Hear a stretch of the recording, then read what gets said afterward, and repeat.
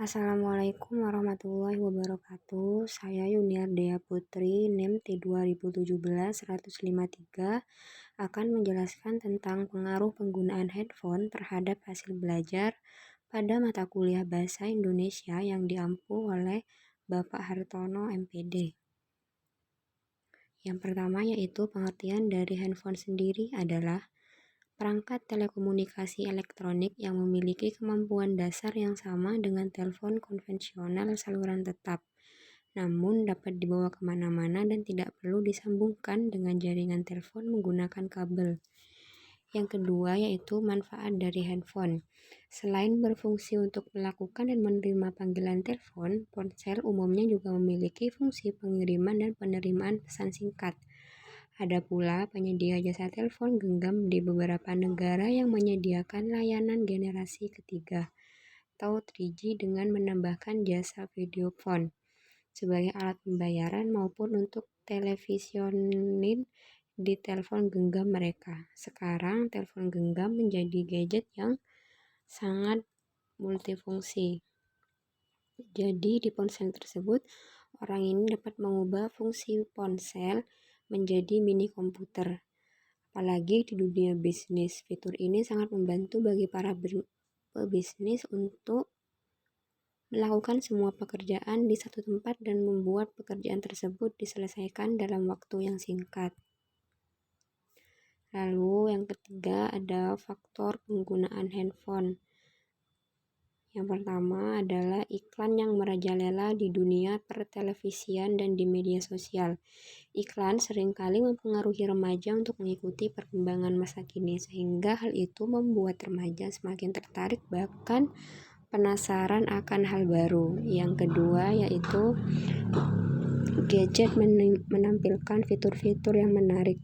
Fitur-fitur yang ada di dalam gadget membuat ketertarikan pada remaja sehingga hal itu membuat remaja penasaran untuk mengoperasikan gadget.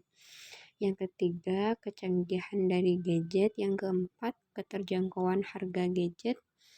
Yang kelima, lingkungan. Lingkungan membuat adanya penekanan dari teman sebaya dan juga masyarakat. Hal ini menjadi banyak orang yang menggunakan gadget, maka masyarakat lainnya menjadi enggan meninggalkan gadget. Selain itu, sekarang hampir setiap kegiatan menuntut seseorang untuk memiliki gadget.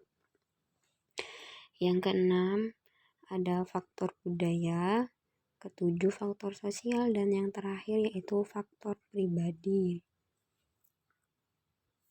Lalu saya akan menjelaskan tentang dampak positif dan dampak negatif. Dampak negatif penggunaan handphone bagi pelajar yang pertama itu mempermudah komunikasi. Yang kedua, memperluas jaringan persahabatan dengan mengakses jaringan sosial yang bisa kita dapatkan dengan mendownload aplikasi Java sesuai dengan handphone kita. Lalu mempermudah kegiatan belajar. Handphone yang dilengkapi fitur seperti dokumen viewer dapat membantu pelajar dalam mempelajari materi dalam bentuk e-book atau PDF. Lalu mencari informasi iptek lewat internet, dan yang terakhir dapat menghilangkan kepenatan pelajar setelah belajar dengan mendengarkan musik dengan fitur MP3 player atau radio. Dampak negatif dari penggunaan handphone yang pertama, konsentrasi belajar menurun. Konsentrasi terhadap pelajaran menjadi berkurang karena lebih mementingkan HP yang digunakan untuk ber-SMS sama teman maupun membalas SMS dari teman. Terlebih lagi, sekolah yang memiliki pengawasan yang kurang ketat sehingga para siswa memiliki waktu luang untuk ber-SMS.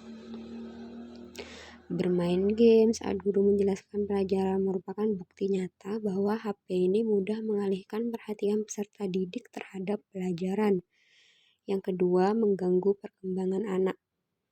Fitur-fitur yang tersedia di HP seperti kamera, games, gambar, dan fasilitas yang lain mudah mengalihkan perhatian siswa dalam menerima pelajaran di sekolah. Siswa mudah disibukkan dengan menerima panggilan SMS, bahkan dari keluarga mereka sendiri. Lebih parah lagi, dengan HP dapat untuk melakukan kecurangan dalam ulangan. Lalu yang ketiga, pengeluaran menjadi bertambah atau boros. Yang keempat, sangat berpotensi mempengaruhi sikap dan perilaku siswa. Mereka menggunakan HP dengan tujuan yang menyimpang, contohnya seperti mengisi video porno dan menggunakan kata-kata yang tidak senonoh. Jadi HP ini sangat berpengaruh dengan sikap dan perilaku siswa.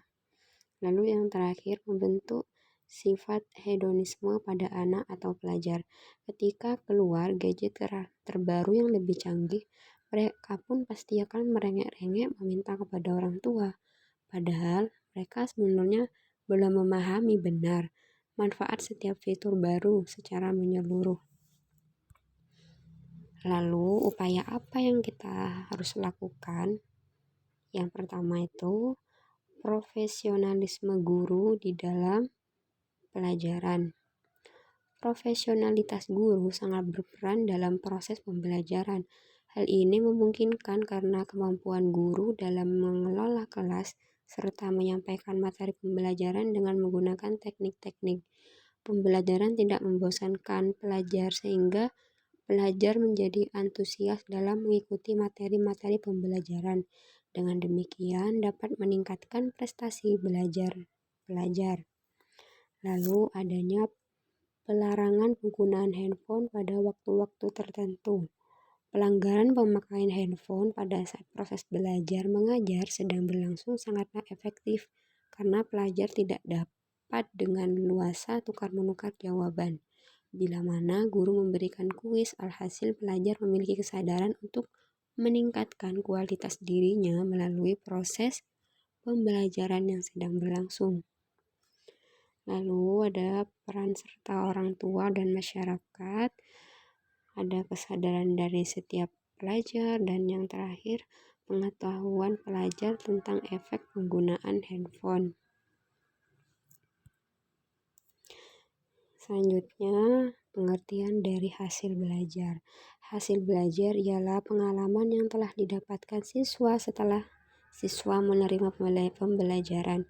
Hasil belajar adalah penguasaan yang sudah didapat seseorang atau siswa selepas siswa menyerap pengalaman belajar.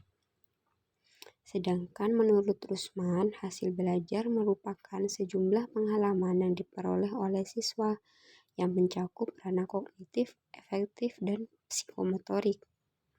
Macam-macam hasil belajar. Yang pertama itu ada ranah kognitif. Ranah kognitif ini memfokuskan terhadap bagaimana siswa mendapat pengetahuan akademik melalui metode pelajaran maupun penyampaian informasi. Ranah kognitif ini terdiri dari 6 jenis perilaku, yaitu pengetahuan. Pengetahuan mencakup kemampuan ingatan tentang hal-hal yang telah dipelajari dan disimpan dalam ingatan. Yang kedua, pemahaman mencakup kemampuan menangkap sari dan makna hal-hal yang dipelajari. Penerapan mencakup kemampuan menerapkan metode kaidah untuk menghadapi masalah yang nyata dan baru. Lalu ada analisis mencakup kemampuan merinci suatu kesatuan ke dalam bagian-bagian sehingga struktur keseluruhan dapat dipahami dengan baik. Ada sintesis mencakup kemampuan membentuk suatu pola baru, dan evaluasi kemampuan mendapat tentang beberapa hal berdasarkan kriteria tertentu. Lalu yang kedua ada ranah efektif berkaitan dengan sikap, nilai, keyakinan, dan berperan penting dalam perubahan tingkah laku. Dalam ranah afektif terdiri dari 5 jenis perilaku, yaitu penerimaan, mencakup kepekaan tentang hal tertentu dan kesediaan memperhatikan hal tersebut. Partisipasi, yang mencakup kerelaan, kesediaan memperhatikan dan berpartisipasi dalam suatu kegiatan. Penilaian dan penentuan sikap, yang mencakup penerimaan suatu nilai, menghargai, mengakui, dan membentuk sikap. Lalu organisasi, yang mencakup kemampuan membentuk suatu sistem nilai sebagai pedoman dan pegangan hidup. Dan yang terakhir, pembentukan pola hidup. Yang ketiga ada ranah psikomotorik, keterampilan dan pengembangan diri yang digunakan pada kinerja keterampilan maupun praktek dalam pengembangan penguasaan keterampilan. Pada ranah psikomotorik terdiri dari 7 perilaku atau kemampuan psikomotorik, yaitu Persepsi yaitu mencakup kemampuan mendeskripsikan sesuatu secara khusus. Yang kedua, kesiapan yang mencakup kemampuan menempatkan diri dalam suatu keadaan di mana akan terjadi suatu gerakan atau rangkaian kegerakan. Lalu kegerakan terbimbing, yaitu kemampuan melakukan gerakan-gerakan sesuai contoh atau gerakan peniruan. Lalu ada gerakan terbiasa, kemampuan melakukan gerak-gerakan tanpa contoh. Lalu ada gerakan kompleks, itu mencakup kemampuan melakukan gerakan atau keterampilan, penyesuaian pola gerakan, dan yang terakhir kreativitas, yang mencakup kemampuan melahirkan pola-pola gerak-gerik yang baru atas dasar prakasa sendiri. Lalu ada faktor yang mempengaruhi hasil belajar. Yang pertama itu ada faktor internal. Pada faktor internal ini berpengaruh pada hasil belajar. Ada faktor fisiologis dan psikologis. Faktor fisiologis umumnya seperti kondisi kesehatan yang sehat, tidak capek, tidak cacat fisik, dan semacamnya. Hal ini bisa mempengaruhi siswa pada pembelajaran. Lalu faktor psikologis, pada dasarnya seluruh siswa memiliki mental yang berbeda-beda. Hal tersebut akan mempengaruhi hasil belajar. Adapun faktor ini mencakup inteligensi, IQ, bakat, minat, perhatian, motivasi, kognitif, serta daya nalar. Lalu faktor eksternal. Ada faktor lingkungan dan faktor instrumental.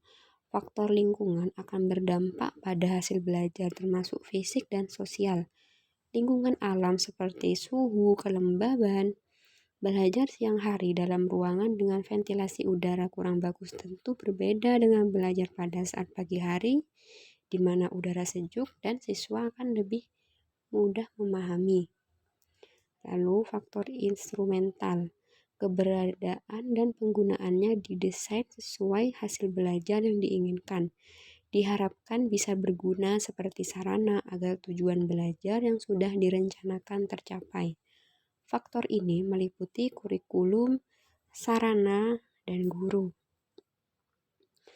Terima kasih, mungkin itu hanya penjelasan dari saya mengenai pengaruh penggunaan handphone terhadap hasil belajar. Kurang lebihnya mohon maaf. Wassalamualaikum warahmatullahi wabarakatuh.